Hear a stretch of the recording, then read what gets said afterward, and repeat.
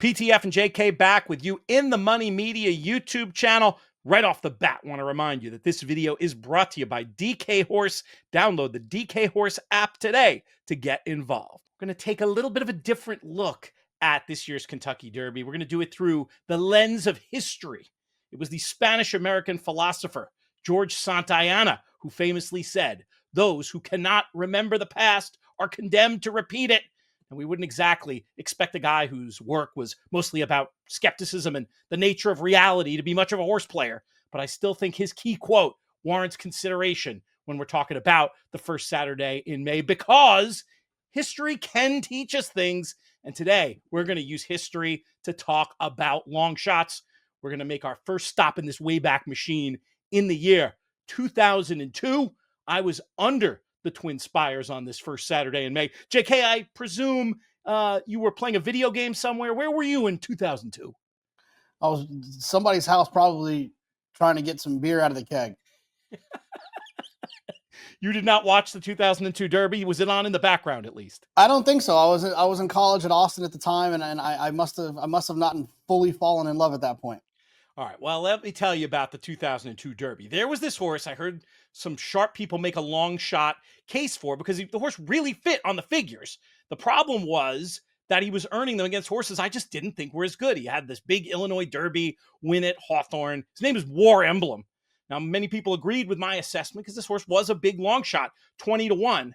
But I think when you look back at what happened in this race, it wasn't the bettors not necessarily respecting this horse that led to the result that we got. It was the jockeys.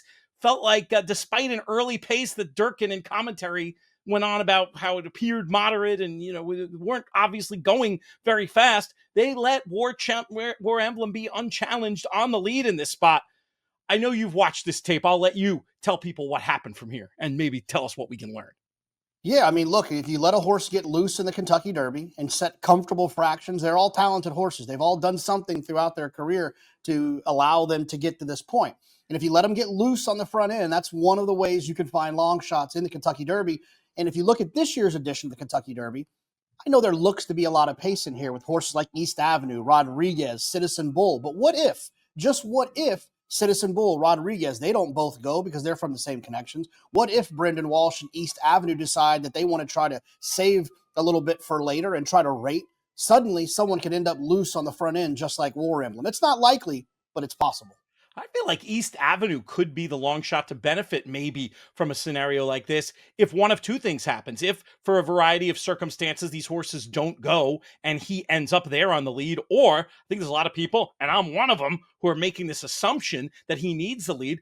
Maybe he can sit just off and get an absolutely perfect trip and be there on the wire at 15-1 or so. It was a case you made in our long shots video elsewhere on the In the Money Media Network. Got to encourage people watching, by the way, in all these videos to subscribe, because I see how many of you watching are not subscribed. We've got our next subscriber goal. We want to get to 12,500 by the Kentucky Derby. We would do it by the end of this sentence if everybody watching now just went and subscribed. Help us out. Subscribe to the In the Money Media YouTube channel. And we've seen that loose leader thing before, especially with horses who, everybody makes an assumption, somebody else is going to go, that horse isn't good enough, whatever. But I mean, Medina Spirit, just a few years back, another example. Of course, that's not the only way pace can throw up a big long shot when you look at the Kentucky Derby historically. Let's go 3 years later to 2005, another year where I was there under the Twin Spires. Flip side of the same coin. JK, I think you were following by 2005, so I'm going to let you set up this one. Yeah, I was involved as a college student, 5 across the board on that winner to 50-1 Giacomo, one of the most important horses in my journey to loving this game. It's the opposite of what happened with War Emblem. I think maybe even a reaction to what happened with War Emblem. The pace was extremely fast and set up perfectly for a horse like Giacomo, and that could definitely happen here, like we talked about with horses like Citizen Bull and Rodriguez and East Avenue. And others who might be aggressive on the front end. It could set up very nicely for a horse from off of it, whether that's a horse like Final Gambit or Grande or whoever you can think of as a closer that could take advantage of a race falling apart just the way that Giacomo did in 2005.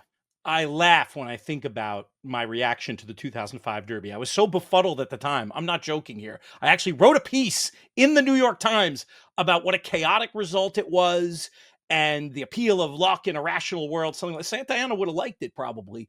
But within a couple of years, I realized this was just all about race flow. Giacomo, he was coming out of slow paced races in California, short fields. Then he goes and they get the meltdown of all meltdowns. You had tearaway long shots. You had Bellamy Road. You had a Fleet Alex moving too soon, and it set up perfectly for a closer. The result made perfect sense. I only wish I'd been smart enough to figure it out back in 2005. At least you cash, though.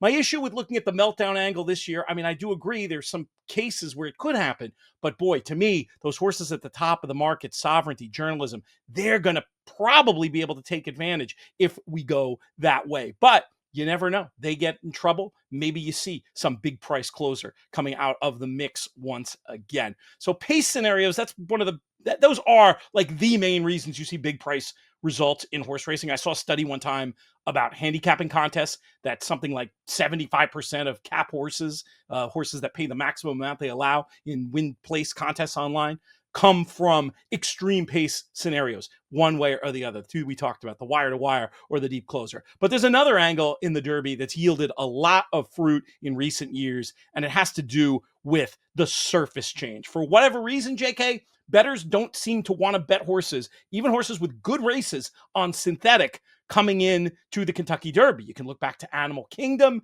at 20-1 back in 2011, and then there's more recent examples as well.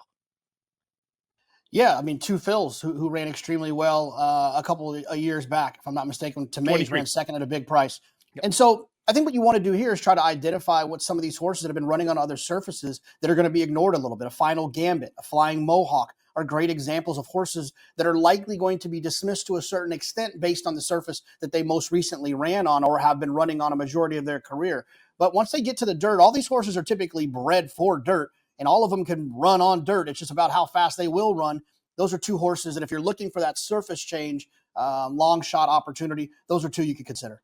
I put in the plug already for the In the Money Media YouTube channel for those looking for all the information we've got over at In the Money Media in terms of podcasts and written content, videos, proprietary speed figures. You're going to want to check out our In the Money Plus service. Check that out, inthemoneypodcast.com/plus. We got to close this video talking about the biggest long shot in Derby history, JK. We go back to the year 2022.